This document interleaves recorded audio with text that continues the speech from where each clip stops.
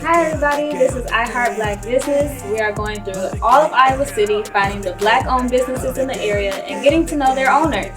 Today we are at the Dream Center. It is a nonprofit organization servicing the families and the youth of Iowa City. The owner of the Dream Center is none other than Fred Newell. How are you doing today? I'm doing good, and yourself? Pretty good, pretty good. So tell us a little bit about your business. How did you come up with the Dream Center? All right, so in 2012, I went on a civil rights tour with the Fast Track program. Mm-hmm. And like being down south to be able to see like all the amazing things that was happening, not just for young people, but for families. When I got back to Iowa, I was just like, man, it would be really dope if, I can create a space where young people, specifically young African American males, Mm-hmm. can have a safe space to kind of be themselves, as well as to create a space where fathers, can kind of come and learn about the different resources that we have in the community. So once I got back from the tour, I was really questioning like, what was my purpose here? Because living in Iowa, it is different, Right. very different. Especially from the South. Absolutely. And I'm not even from the South. I'm from Chicago. Mm-hmm. So even coming from Chicago to Iowa and not even seeing many programs for young people, I stepped out on faith. I created a program called The Chosen Generation, Mm-hmm. which was for 5th through 8th grade young men.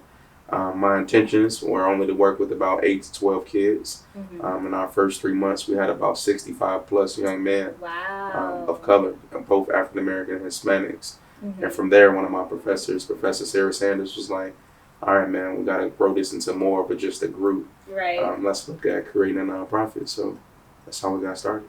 Yeah. I mean, and again, to me, that showed that there was a need.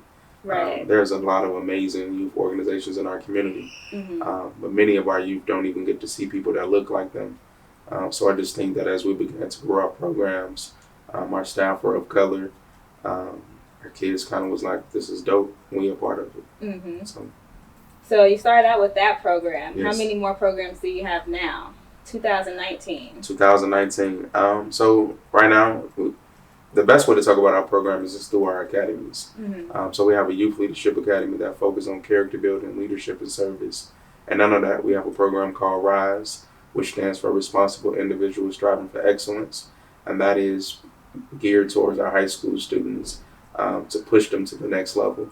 And people always ask, like, what's the next level? The next level to me is that once they graduate from high school, there's life after high school that they can pursue, whether that's going to a 4-year college, whether that's a trade.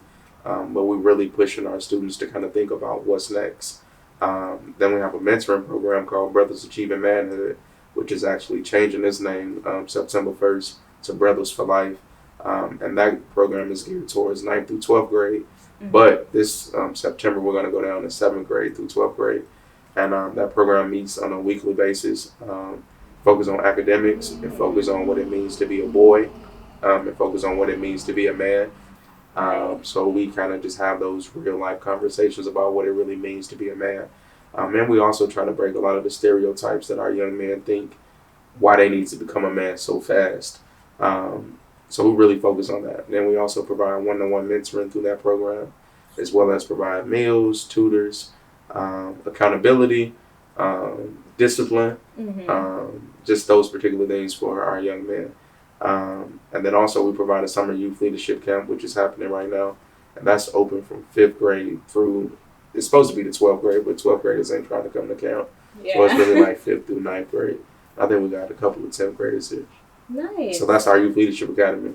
Our Fatherhood Academy, which is what I tell people, I'm really passionate about it. Mm-hmm. I was a father at the age of 17, which changed my life completely.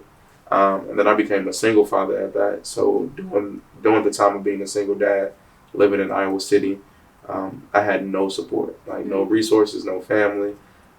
People didn't see me as the responsible parent. It was almost like it was foreign that a young African American male can have his son. And the crazy part, I graduated from Iowa, so my son basically graduated from Iowa. I never had childcare, so he went to every class with me. Wow. I used to live in the field house who went to the gym with me every day. And even my work study job, they allowed me to bring my son with me.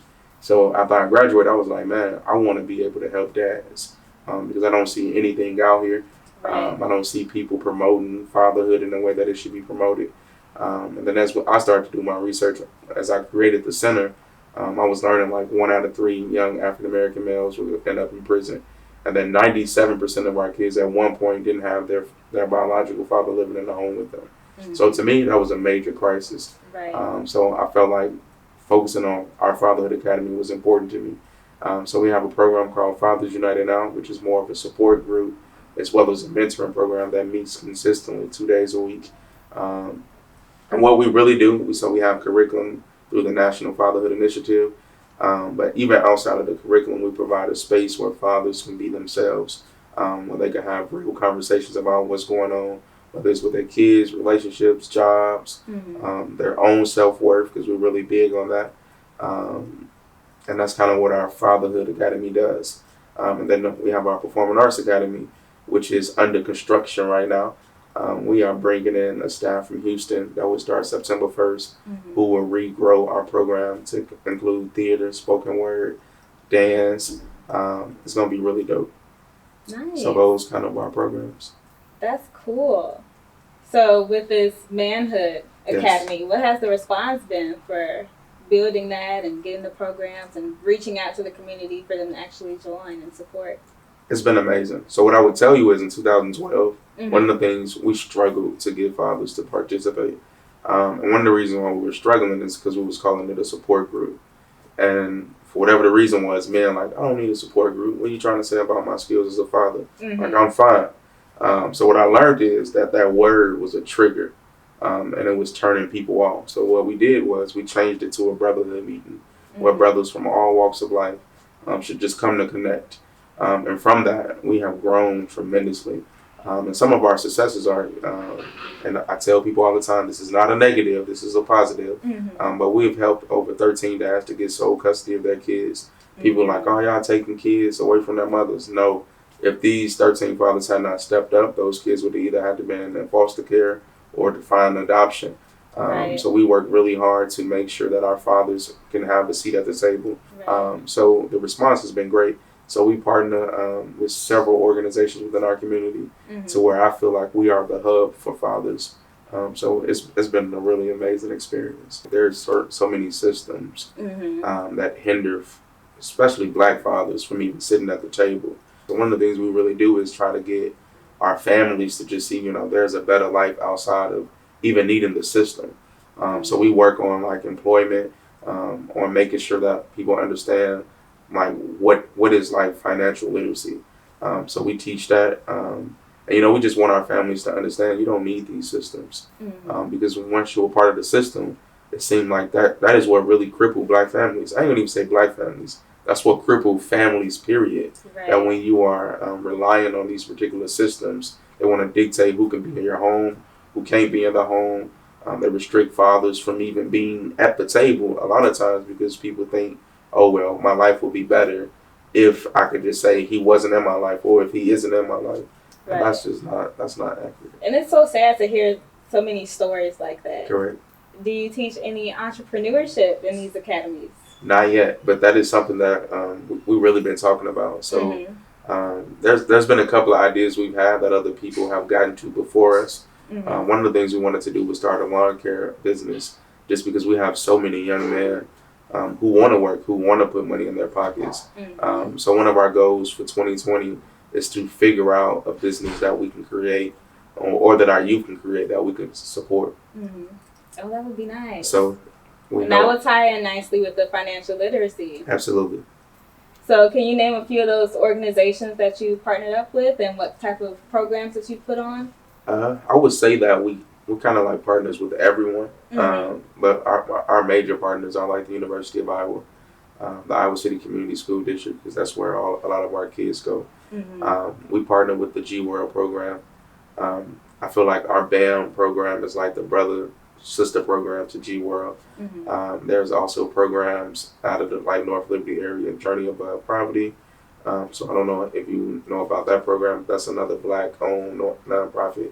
The Fifth Ward Saints. which is another new nonprofit here that focuses on developing young men to becoming great young men.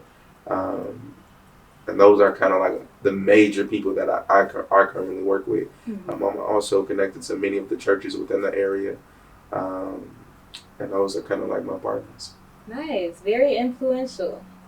I think that's very important for nonprofits too. When you're trying to get set up in the community, I mean, the nonprofit as a business itself needs support as well. Absolutely. And it's highly dependent upon the other businesses in the community to continue to support them financially and by word of mouth and helping to draw business to them too.